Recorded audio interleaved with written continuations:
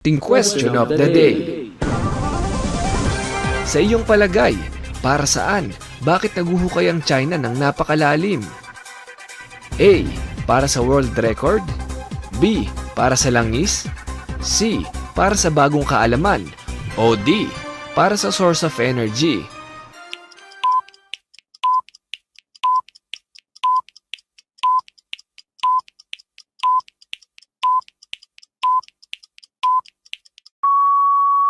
Kung ano man ang sagot mo, kapantas, ay malalaman natin yan maya-maya sa gitna ng videong ito. Okay. Ang mga siyentipiko ay marami nang napatunayan. Nandyan ang pagtapak nila sa buwan at plano pa itong ulitin sa mga susunod na taon. Sa kasalukuyan naman, habang pinapanood nyo ang videong ito, ay may mga astronaut na nagpapalutang-lutang ngayon sa loob ng International Space Station na umiikot ng maraming beses sa ating planeta sa loob ng isang